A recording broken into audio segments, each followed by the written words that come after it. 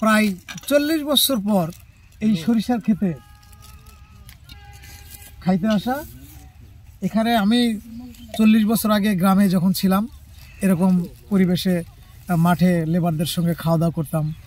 আজকে সবাইকে নিয়ে এসেছি, একটা মানে সুন্দর পরিবেশ, আবহাওয়া, এত সুন্দর একটা আবহাওয়া।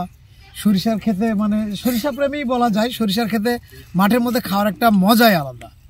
আজকে আমি ফ্যামিলির সবাইকে নিয়ে এসেছি এখানে খাওয়ার জন্য। কি পাকাইছে দেখি,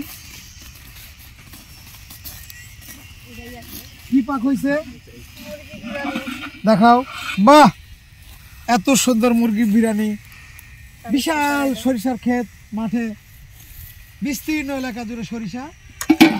তো এই জায়গাতে বসে খাওয়ার যে একটা মজা। এই তোর নাম কি?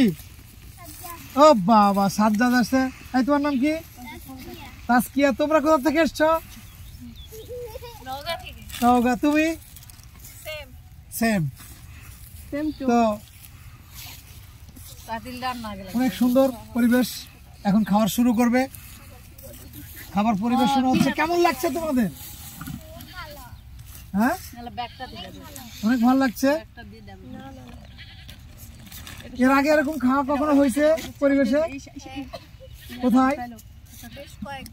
কয়েকবার। তার মানে তোমরা অনেক এক্সপিরিয়েন্স। দর্শক, কারো কারো এক্সপিরিয়েন্স আছে, কারো নাই। তবে আমার এক্সপিরিয়েন্সটা অনেক আগের। এরকম পরিবেশে মাঠে লেবারদের সঙ্গে খেয়েছি। তো আজকে ভিন্ন একটা পরিবেশে খাওয়া দাওয়া করতেছি, ভালো লাগবে আশা করি।